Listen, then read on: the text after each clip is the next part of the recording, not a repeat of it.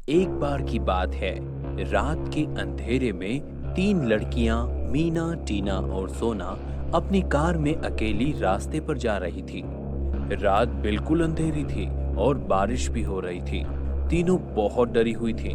सोना, मैंने तुम्हें कहा था इतनी रात को हम तीनों का कहीं जाना ठीक नहीं है। टीना, तुम क्या इतनी डर रही हो?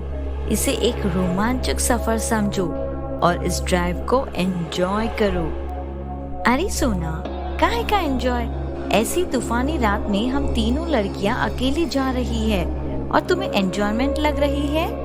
ये तो बहुत डरावनी रात है। तभी उनकी कार के सामने एक बहुत बड़ा राक्षस आ जाता है। तीनों जोर जोर से चिल्लाती हैं। बचाओ बचाओ हमें कोई। उनकी कार पास वाले पेड़ से टकरा जाती है। तीनों इतना घबरा जाती है कि सभी बेहोश हो जाती है। कुछ देर बाद कोई उनके चेहरे पर पानी डालता है तो वो डर के मारे उठ जाती है और देखती है सामने एक डरावनी बुढ़िया बैठी हुई थी। वो तीनों बहुत डरी हुई आवाज में बुढ़िया से पूछते हैं, अम्मा, क्या आपने यहाँ एक बड़े से राक्षस को देखा है? हम यहाँ से जा रहे थे तभी वो हमारे कार के सामने आ गया। हमने ब्रेक मारा तो हमारी कार इस पेड़ से टकरा गई। उसके बाद हम तीनों बेहोश हो गए।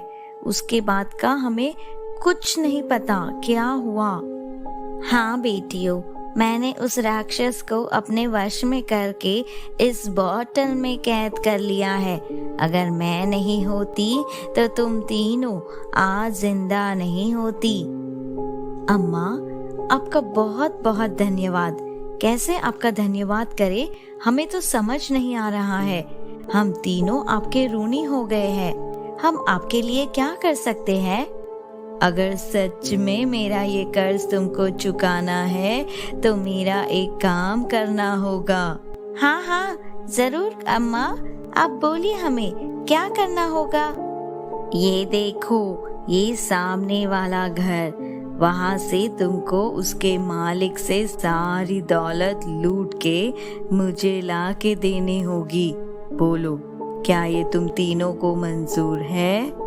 तीनों ये सुनकर बहुत घबरा जाती है, पर वो तीनों बुढ़िया को वचन दे चुकी होती है तो मन में ना होके भी वो बाहर हामी भर देती है। रात को अंधेरे में तीनों लड़कियां सामने वाले घर के अंदर दाखिल होती है। वहाँ चारों ओर नजर डालती हैं तो कोई उन्हें दिखाई नहीं देता। सोना, मीना, ये हम कहाँ फंस गए? बुढ़िया ने तो हमें बिल्कुल फंसा दिया है। हाँ टीना, अगर किसी ने हमें पकड़ लिया तो सीधे जेल जाएंगे। लड़कियों चुप रहो, हमारे पास ज्यादा वक्त नहीं है। जल्दी से तिजोरी ढूंढो और पैसे और गहने लेके यहाँ से भागो। तीनों एक बड़े कमरे में दाखिल होती हैं। वहाँ एक चमचमाती हुई तिजोरी दिखती है।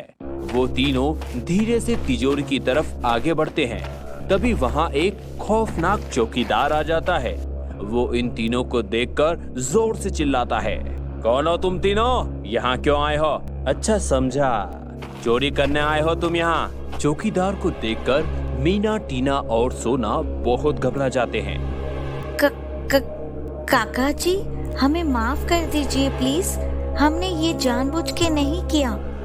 चौकीदार उन्हें कहता है, तुम तो अच्छे घर की लड़कियां लगती हो और चोरी करती हो, शर्म नहीं आती तुमको? तभी मीना उसे सारी कहानी बताती है जो उनके साथ हुई थी। तभी चौकीदार उनको कहता है, ओ अब समझा बेटा, तुम घबराओ मत, मैं उस बुढ़िया को अच्छी तरह से जानता हूँ। असल में वो एक जादूगरनी है और वो राक्षस उसी का बनाया हुआ है, क्योंकि वो बुढ़िया तंत्र मंत्र में काफी माहिर है। वो ऐसे ही लोगों को लूटने का काम करती है। बच्चियों, उस बुढ़िया ने तुम तीनों को भी ऐसे ही फंसाया है जैसे उसने आज तक बहुत लोगों को फंसाकर लूटा है। बस अब तुम तीनों मेरी एक बात सुनो और वो करो जो मैं कहता हूँ। चौकीदार उन तीनों को धीरे से कुछ कहता है। ये सुन के तीनों बहुत खुश होती हैं। वहाँ से कुछ गहने उठाती हैं और वापस बुढ़िया के पास जाती हैं। अम्मा, आपने जो कहा था हमने वो कर दिया है। ये देखिए सारे गहने। बुढ़िया गहने देखकर बहुत खुश होती है। तभी मीना चौकीदार को आवाज लगाती है, काका जी आ जाइए। चौकीदार फौरन सामने आ जाता है। उसके हाथ में एक बोतल होती है और एक जादुई छड़ी होती है। कपटी बुढ़िया, अब तुम्हारा लोगों को लुटने का दिन खत्म हुआ। बहुत कपट कर लिया तुमने। वो उस जादुई छड़ी को निकालता है और उस बुढ़िया के सामने घुमाता है और कुछ मंत्र कहता है। तभी बुढ़िया उस बोतल में कैद हो जाती है। तभी वहाँ बुढ़िया का राक्षस आ जाता है और वो चौकीदार पर हमला करता है। चौकीदार गिर जाता है और छड़ी उछल के मीना के हाथ लग जाती है।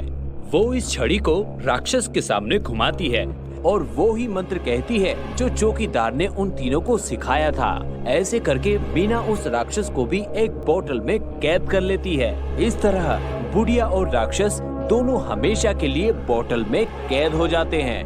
तब मीना, टीना और सोना चौकीदार का धन्यवाद करती हैं। काका, आपने हमें बहुत बड़ी मुसीबत से बचा लिया है। हम आपका ये एहसान कभी नहीं भूलेंगे। हाँ काका, आपने हमें एक नया जीवन दिया है। काका, अगर आप नहीं होते तो हम या तो जेल में होते या वो बूढ़िया हमें मार देती। बेटा, तुम तीनों अपना ध्यान रखो और ये याद रखना, और कभी अकेले रात को अपनी कार में ना निकला करो। तीनों लड़कियां चौकीदार को हामी भरती हैं और उनका धन्यवाद करती हैं। अपनी कार में बैठ के तीनों अपने घर की ओर रवाना हो जाती हैं।